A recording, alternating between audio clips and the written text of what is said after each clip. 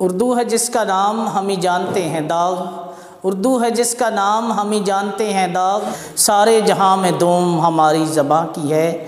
السلام علیکم ورحمۃ اللہ وبرکاتہ۔ میں نواز جمال لیکچر نمبر 4 کے ساتھ حاضر خدمت ہوں۔ اس سے پہلے ہم نے پڑھا تھا کہ اسم معرفہ اور اسم نکرہ کسے کہتے ہیں، تو آج کے لیکچر میں ہم اسم معرفہ کی اقسام جو ہیں وہ بہت سی اگزامپل کے ساتھ پڑھیں گے اور جانیں گے کہ اسم معرفہ کی اقسام کون کون سی ہیں۔ تو اسم معرفہ کی اقسام 4 ہیں۔ سب سے پہلے اسم علم، نمبر 2 اسم ضمیر، نمبر 3 اسم اشارہ، نمبر 4 اسم موصول۔ پیارے بچوں، یہ بھی MCQs ہو سکتا ہے کہ اسم معرفہ کی کتنی اقسام ہیں، تو آپ نے ذہن میں رکھنا ہے کہ اسم معرفہ کی 4 اقسام ہیں۔ سب سے پہلے اسم علم۔ علم کہتے ہیں نشان کو، وہ اسم جو کسی شخص، چیز یا جگہ کے خاص نام کو ظاہر کرے اسے اسم علم کہتے ہیں۔ خاص نام، اب خاص نام کون سا ہو سکتا ہے؟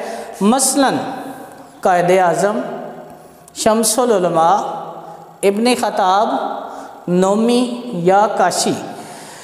محمد علی جناح جو تھے ان کا خاص نام قائد اعظم تھا۔ شمس العلماء کا خطاب جو تھا یہ مختلف لوگوں کو دیا گیا۔ اسی طرح سے ابن خطاب حضرت عمر کو کہتے ہیں، اور نومی یا کاشی، نعمان سے نومی، کاشف سے کاشی، یہ اسم علم کی ایگزامپل ہیں۔ انشاءاللہ نیکسٹ لیکچر میں ہم اسم علم پہ مزید ڈیٹیل سے پڑھیں گے۔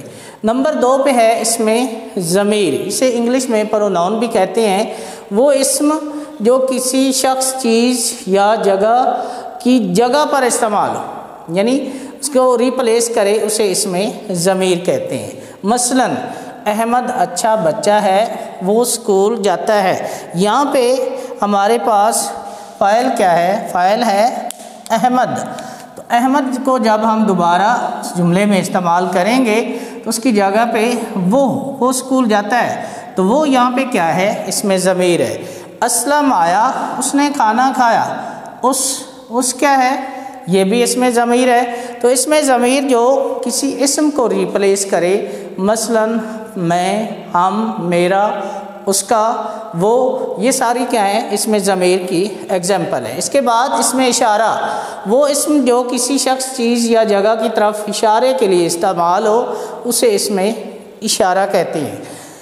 یعنی کسی چیز کی طرف اشارے کے لیے جو ورڈ ہم یوز کرتے ہیں اسے کہتے ہیں اسم اشارہ۔ مثلاً یہ ایک کتاب ہے، یہاں پہ یہ جو ہے ایک کتاب کی طرف اشارہ کر رہا ہے، تو یہ کیا ہوگا؟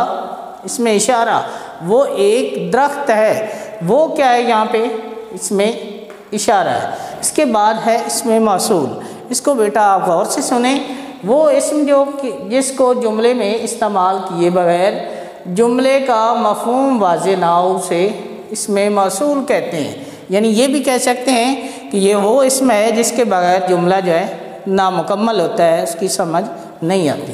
مثلاً خدا ان کی مدد کرتا ہے جو اپنی مدد آپ کرتے ہیں۔ یہاں پہ جو کیا ہے؟ یہ اسم موصول ہے۔ اسی طرح سے جو کرے گا سو برے گا، یہاں پہ جو ہے یہ بھی اسم موصول ہے۔ جو محنت کرتا ہے وہ کامیاب ہوتا ہے۔ تو اسم موصول کی ایگزامپل کیا ہے؟ اس میں جو، جسے، جنہیں، یہ کیا ہے؟ اسم موصول ہے۔ تو پہلی مثال میں دیکھیں، خدا ان کی مدد کرتا ہے جو اپنی مدد آپ کر دیں۔ اگر ہم یہاں سے جو ہے اس کو ختم کریں تو جملہ کیا ہوگا؟ خدا ان کی مدد کرتا ہے، اپنی مدد آپ کرتے ہیں۔ جملے کا مفہوم واضح نہیں ہوگا جب تک ہم اسم موصول نہیں لگائیں گے۔ جو کرے گا سو بھرے گا، اگر ہم لکھتے ہیں کرے گا سو بھرے گا تو جملہ جو ہے وہ ادھورا رہ جائے گا، اس کی سمجھ نہیں آئے گی۔ تو جو کے لگانے سے یہ جملہ جو ہے کمپلیٹ ہو جائے گا۔ اسی طرح سے جو محنت کرتا ہے وہ کامیاب ہوتا ہے۔ تو جب تک اسم موصول جملے میں نہیں لگایا جائے گا جملہ جو ہے اس کا مفہوم واضح نہیں ہوگا۔ آج کے لیکچر میں اسم علم خاص نام کو، اسم ضمیر جو کسی شخص، چیز یا جگہ کو ریپلیس کرے، اسم اشارہ جو کسی شخص، چیز یا جگہ کی طرف اشارے کے لیے استعمال ہو، اور اسم موصول وہ اسم جو کسی جملے میں استعمال نہ ہو تو جملے کا مفہوم واضح نہ ہو۔ امید کرتا ہوں کہ آپ اس لیکچر سے ضرور استفادہ حاصل کریں گے۔ میرے چینل کو لائک، سبسکرائب اینڈ شیئر کریں۔ انشاءاللہ دوبارہ حاضر ہوں گے لیکچر نمبر 5 میں، تب تک کے لیے اللہ حافظ۔